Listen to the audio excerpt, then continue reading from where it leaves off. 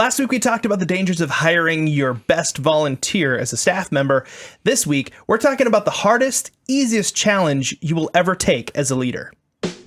After decades of nonprofit leadership impacting thousands, we hit a wall. We started asking ourselves, how can we go beyond our personal success and leave a legacy that lasts far beyond our lifetimes? A job change and multiple conversations with stressed out nonprofit leaders later, our desire to help nonprofits grow in a healthy and sustainable way was bigger than ever. If you're a leader at the top or in the middle of a volunteer and donor-based organization, this podcast is for you. We believe that a better world needs healthier nonprofits, and it's our passion to help you fulfill your organization's mission while helping you live a fulfilled life. I'm Ted. And I'm Lisa. Welcome to the Legacy Builders Movement. In leading a nonprofit, or really any organization, there are tons of challenges that you might come face to face with. Budgetary challenges, staffing challenges, strategic challenges, thinking how you're going to move your organization, your nonprofit forward, getting funding, all of these different things that are coming at you from different angles in your nonprofit. But there is one challenge that is the hardest challenge, but it's also the easiest challenge that you'll ever undertake. And that's what we're going to be talking about today. Yeah, as a nonprofit leader, whether you're at the top or in the middle of an organization, chances are you're a pretty driven person. Whether you're driven by results or by relationships or by the ability to have fun with people that you enjoy or by data, we exist too. Whatever it is, you know that there are challenges that you have to face as a leader within an organization. On top of that, there are challenges that you implement in your own life in order to be able to grow and get into whatever the next season for your nonprofit is, whether you're getting through it or starting it or kind of wrapping up whatever project you've been on recently. And so often the challenges that we choose are challenges about the activities that we need to do next. And as people, we love these kind of challenges. We're like, how often are we going to add this to our lives? How often are we going to take these steps so we can get the thing? The 12-week yearbook, we are huge fans of. The one thing is fantastic because it narrows down all the activity into the one thing. And I think it's a very natural thing as leaders to say, yes, the challenges are important. Like I know they're coming. I also need to challenge myself. I want to see what's coming up next, and I'm willing for other people to challenge me.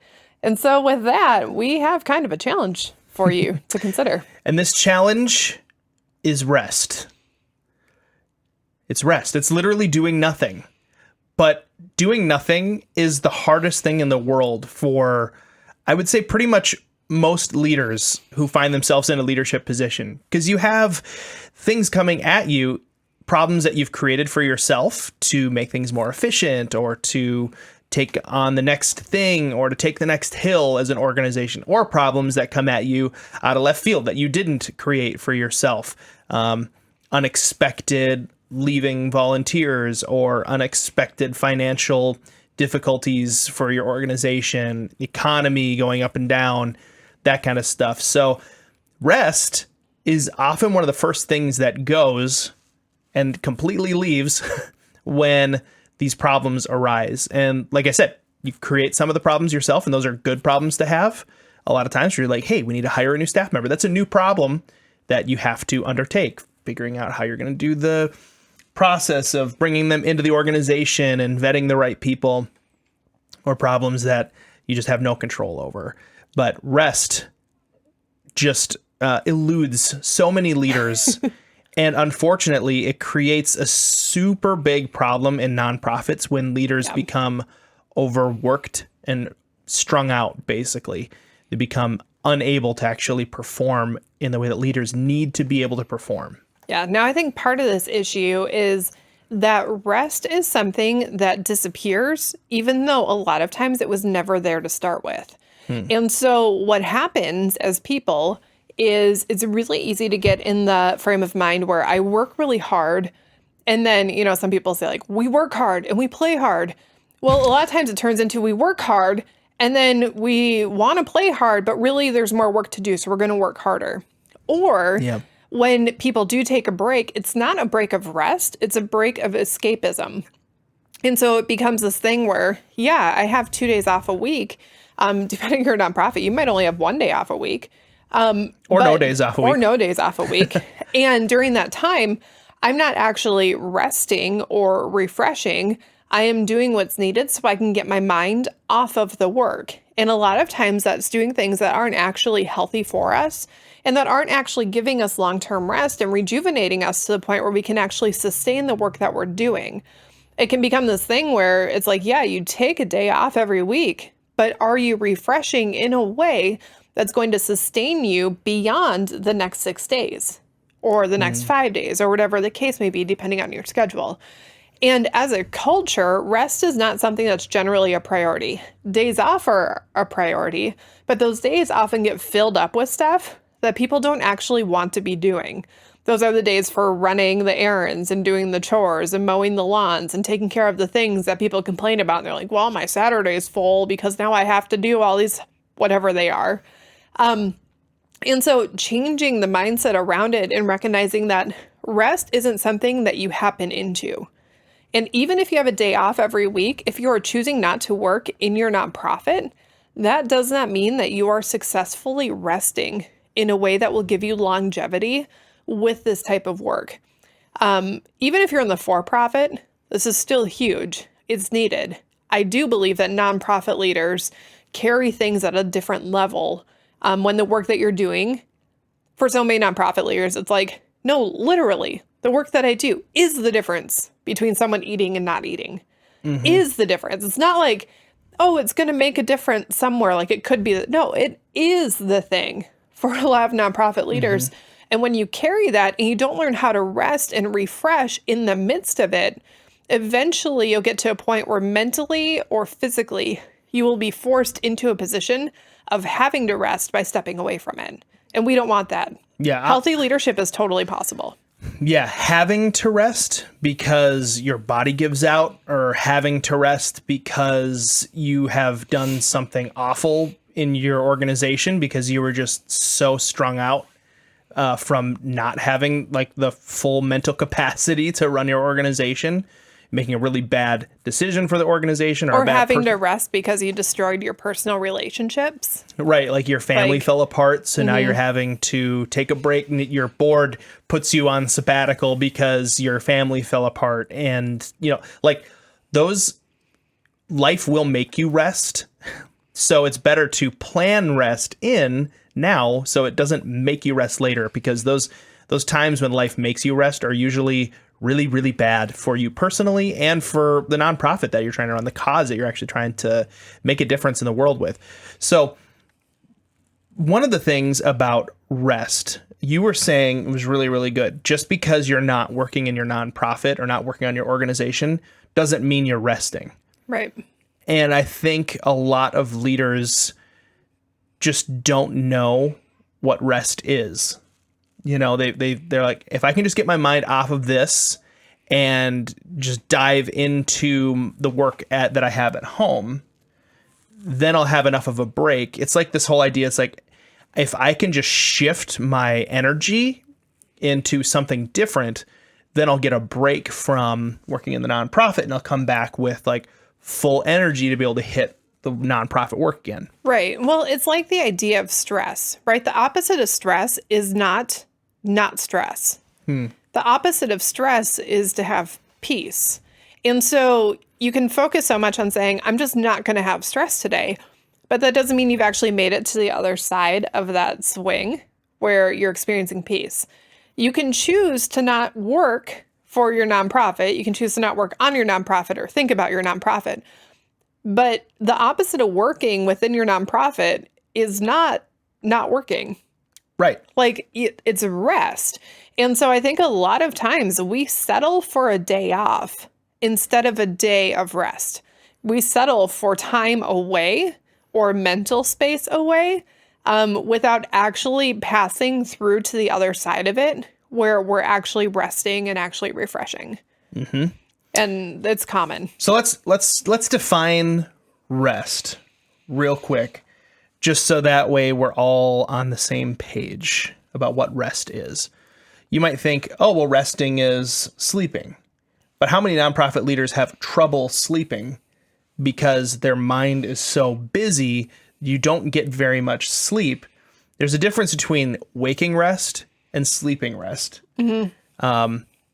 And there's a difference between taking naps because your body is tired and you're like, man, that would be really restful, and taking naps as a way of escapism. I just can't handle it. I just need to go to bed. Or taking a nap because you just pass out from being so exhausted. Another difference between what people typically think rest is versus what rest actually is, like you said, escapism. I love video games, but playing a video game is not restful for me. Right. Because my brain starts going into trying to be efficient in the video game and trying to make things happen, and I'm in a different world, not actually allowing my brain to process through what's actually going on in my life, in my soul, in my mind, not just like letting it sit. And so when I'm done playing a video game, I'm in the exact same amount of rest that I had before I started playing the video game.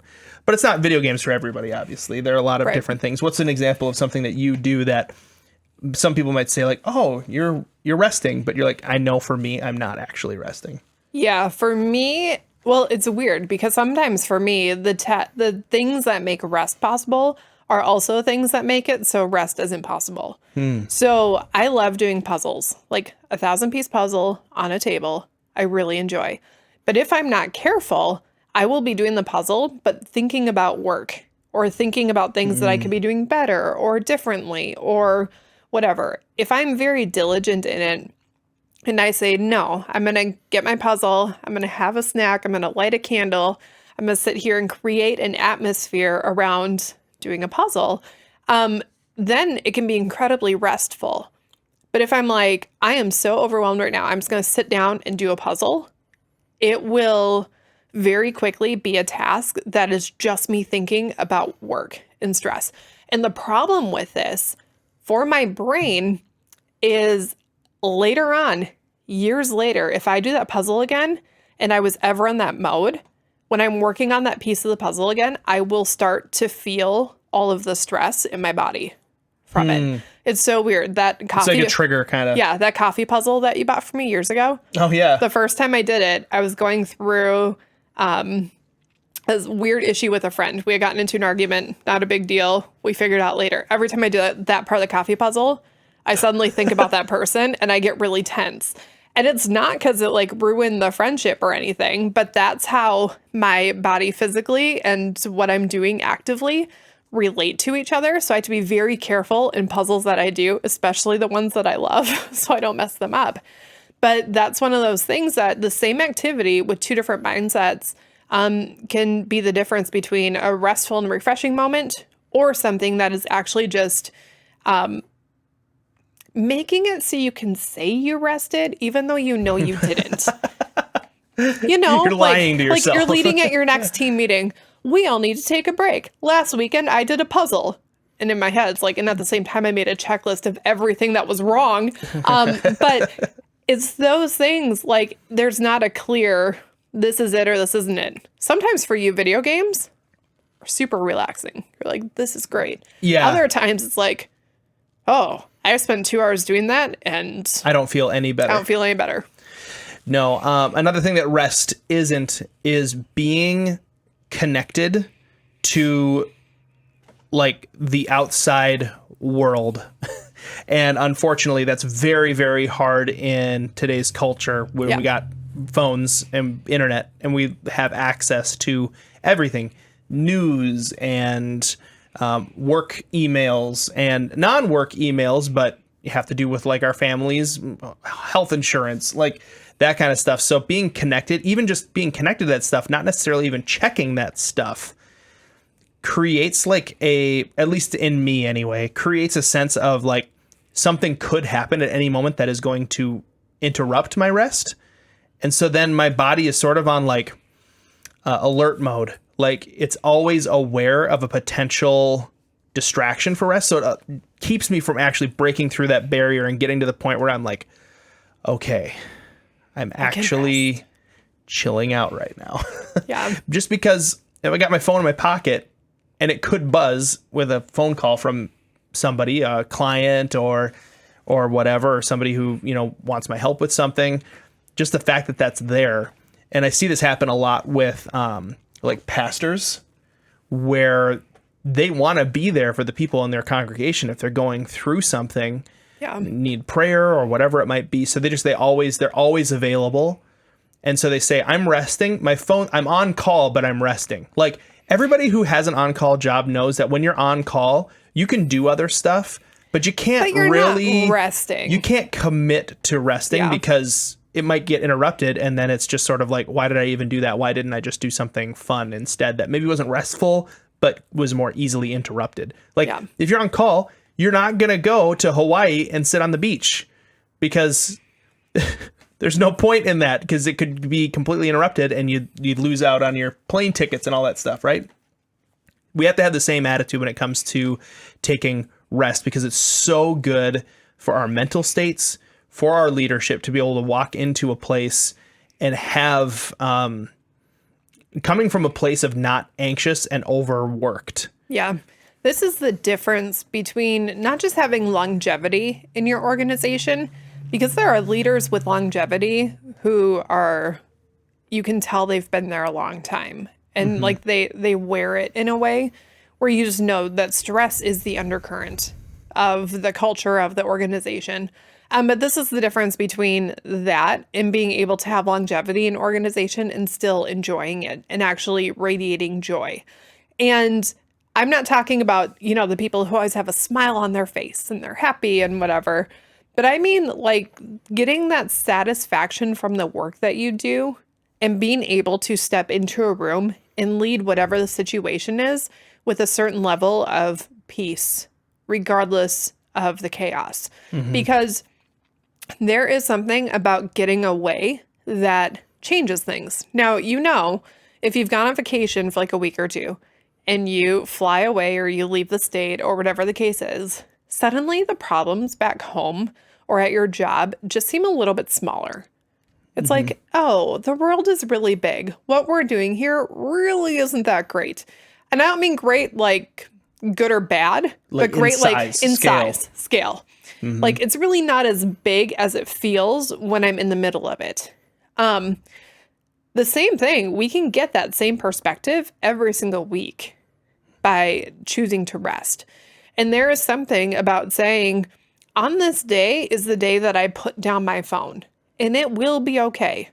People have other people that they can reach out to if they really need to. There are other There organizations are other that are doing what we do. organizations.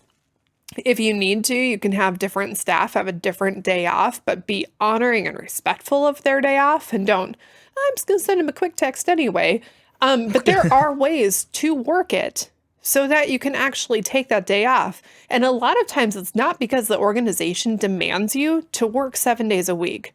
Oftentimes it's that we don't want to push through the discomfort of boredom and actually push through the discomfort of getting to rest. Because rest, for as easy as it sounds, is incredibly difficult for the vast majority of people. Yeah. Unhealthy leaders make unhealthy leadership decisions and create unhealth in their organizations. And this is why it is so important for nonprofit leaders. If we really believe that we are doing the most important work on the planet, which I do believe nonprofits are handling the biggest problems, and they're like down in the dirt, like actually doing the work. We need to be extra careful as nonprofit leaders to say rest needs to be a priority because my organization cannot afford to have unhealth in it. Therefore, I as a leader cannot afford to become unhealthy and unhinged because I'm just working myself to the bone. And you might be looking and say, hey, I work 7 days a week and I'm doing just fine. Ask the people around you because if you are doing that much, there is maybe a small percentage of the population that can handle that kind of thing. But I think that they might also be lying a little bit that they can handle that kind of thing. I think you have to ask people around you, am I really doing okay? And then ask the people relying on you, with me working 7 days a week, are you doing okay? Right, because it goes both ways. It goes all the ways. It's true. It creates a sort of cultural expectation, whether if no one else has to work 7 days a week, but you work 7 days a week, what are you telling everybody by doing that? Also, you're producing this unspoken rule that it is better to neglect your own health for the sake of the organization. And maybe you can handle it as a leader, but I guarantee you not everybody working in your organization, volunteers and staff, can. Yeah. So it's an example that we set, as well as the fact that it's something that we most likely need in order to make good decisions long term as a leader. Yeah. And I think there's something to be said that's really important about having a regular amount of rest that happens on a weekly basis, and then having like an extended amount of rest that happens throughout the course of the year. So you really give your chance. Because I mean, how many people do we know, including ourselves, that if you take a 2-week vacation, it takes like 5 days to even start feeling like you're on vacation? That is a really good indicator of how much your body needs rest. Yeah. If it takes you 5 days to come down from all of the basically addictive nature of accomplishing things, and you finally need to get it out of your system, you're like detoxing from a drug. If it takes you 5 days, that tells you how addicted you are to it. That also tells you that you are not capable of getting rest on your 1 day off a week. If That's it takes true. you 5 days to get into vacation, your 1 day off a week right now is not effective. This is something that we learned years ago. We went away to a retreat, and the leader there was teaching about rest. And we're like, oh yeah, we take a day off every week. We got this. Like, we are like adamant. Seasoned we pros. do this. And but as we started to actually not just learn from his words about rest, but actually watch him as he talked to people, we're like, oh, you're actually like resting. Like, you're not using the term rest as a day off. You mean rest. Like, you actually get to the spot where you are at rest. Like, your body is, your mind is, your heart is. When you talk, And- you speak at a slower pace, which drove me nuts at first. But Yeah. then I realized it's because he was in this Zen state, and I wanted that. I was like, Yeah. I need that. It was sometimes. like slow and quiet. And it wasn't because he just talked slowly. You could tell he was taking the time to choose his words. And when you're in a state of constantly trying to get as many words out as quick as possible so you can move on to the next thing, do you know how many times all of us as leaders have messed up our organizations because we couldn't handle a 1-second pause before we answered someone? Ooh. Like, there is so much to learning how to rest that bleeds into everything else that we do. So when we were there, he's like, it's not just a day off. Like, you have to have a day without necessity, a day where you don't do the things that you feel like you have to do.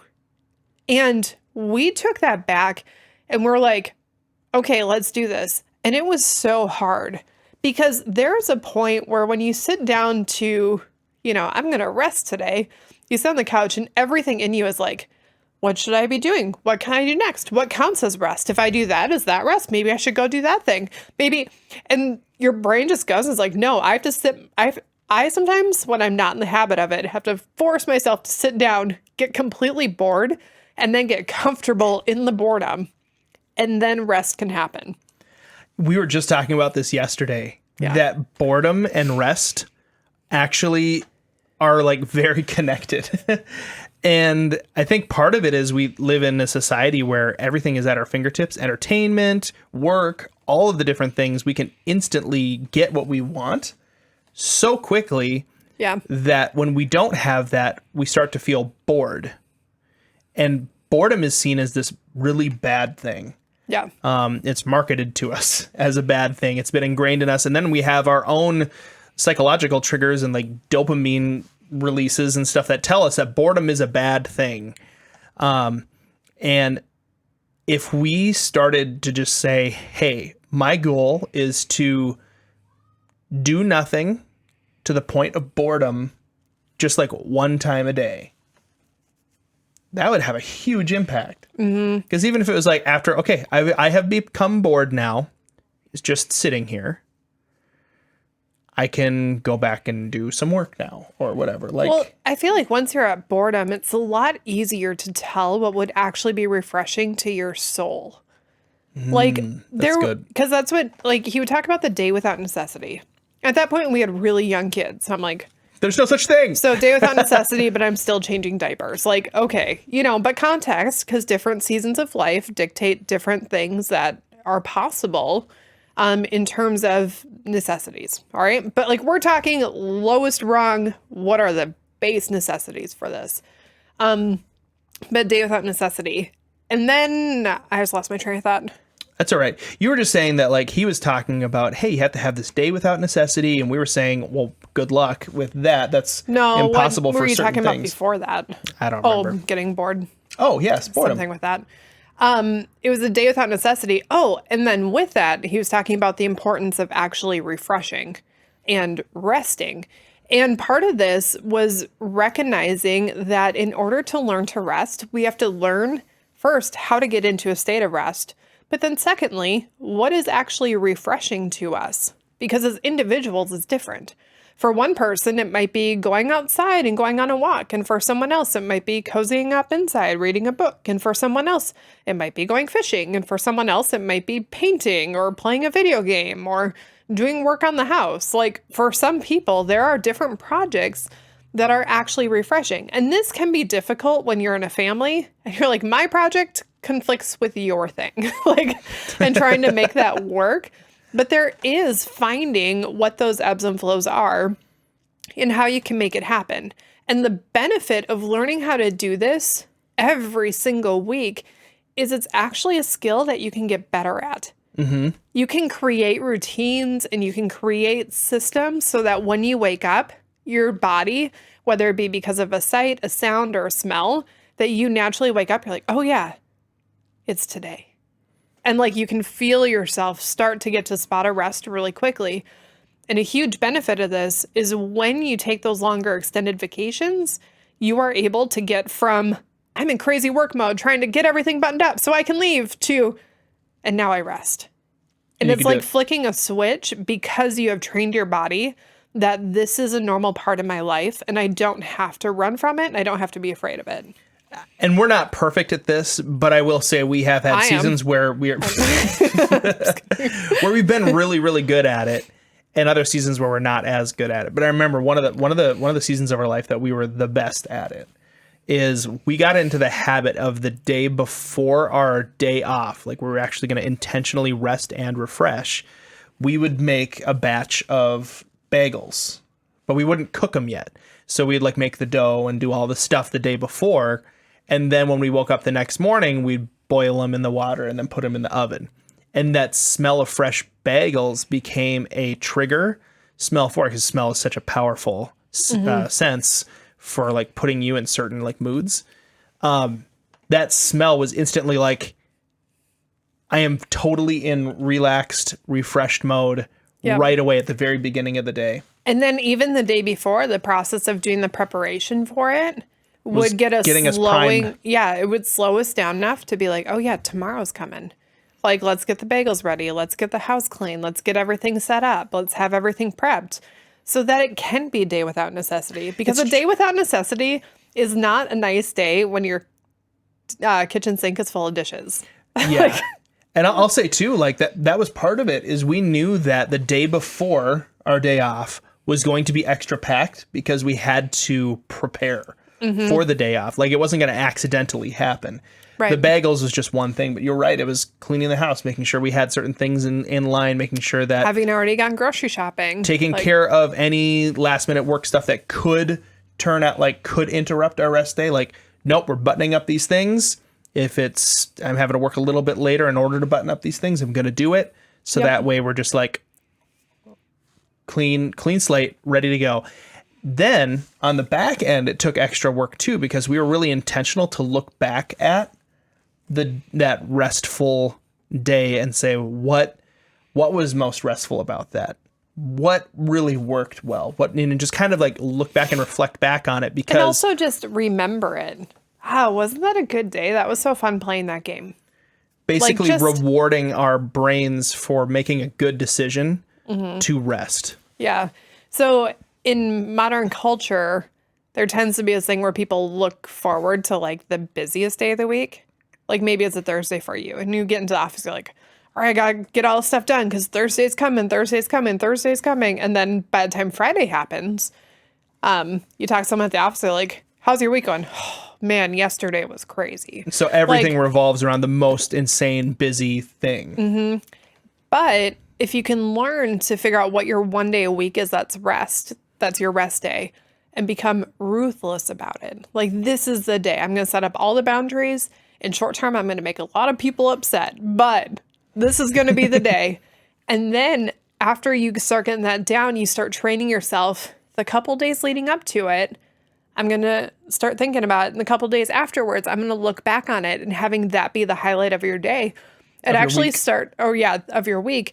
It actually starts to infiltrate every other aspect of your life over the course of the week because your life is then not revolving around your most stressful day. Your life is revolving around your most peaceful day.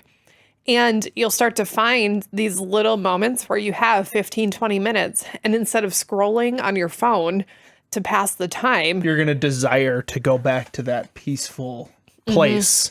And you'll you're going to find be little, able like, to do it in a snap. oh, I'm going to go keep reading that book for a little bit, or I'm going to go do that. And you'll search for those There's pockets a of leftover time bagel. I'm going to go eat that. where you can find, well, it's funny, I was going to say where you can find the flavors of rest, but I wasn't, also the flavors. But you can actually find those moments and start bringing them into the other parts of your life. And it begins to change the perspective that you have on all the work that you actually do.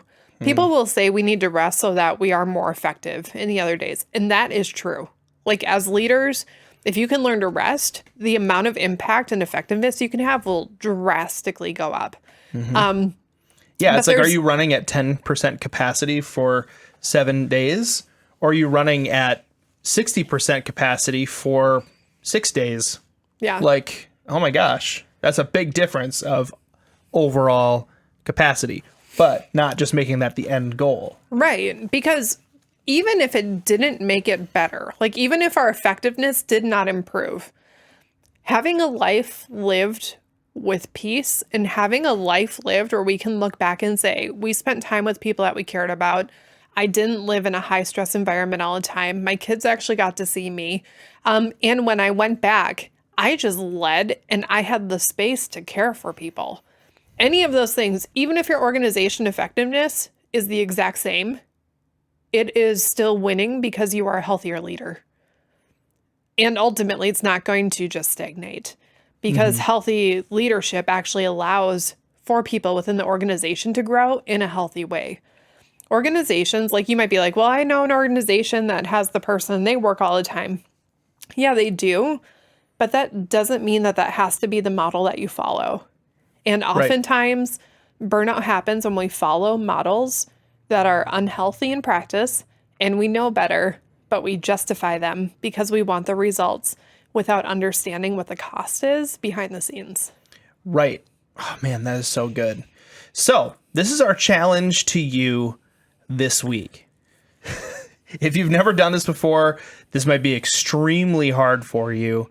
And you might need to do a lot of like work to set up boundaries, but pick a day where you can actually set down your phone and keep it in a different part of the house for the whole day. Yeah. And then do the work necessary to protect that. Yeah. Now, right there, if you're already looking ahead at your calendar for the week and you're like, I booked myself up though, then look for a 3-hour time period that you can do this during daylight hours. Not 6 Not while a.m. you're to 9 a.m. sleeping. Well, not 6 a.m. to 9 a.m. Like not waking up early and forcing it. Not Yep. after 9 p.m. where people aren't going to be contacting you as much. But during daylight hours where you actually have to choose to disengage. Not because it's a natural time where people disengage. So we encourage you, go for a whole day. If you were looking at your calendar, though, and saying, I cannot move anything around to make that possible, one, I'm not sure I believe you. But two, secondary option, if you need it, look for a 3-hour time period, block it off, and choose to engage. You might not get to a spot where you can rest. You might just be bored the entire time, and it's okay to be bored. Sit in it It will get better over time, and it will be so good for you and for your organization. We'd love to hear from you and how this process goes for you. If you're like, this is the hardest, easiest challenge I've ever done in my life, we'd love to hear from you. You can always send us an email at office@legacybuildersintl.com. Thanks for listening to the Legacy Builders Movement. If you appreciate this podcast and find that it's valuable, the best way that you could help us is to subscribe and leave us a rating and review. To learn more about Legacy Builders, go to legacybuildersinternational.com. That's legacybuildersintl.com.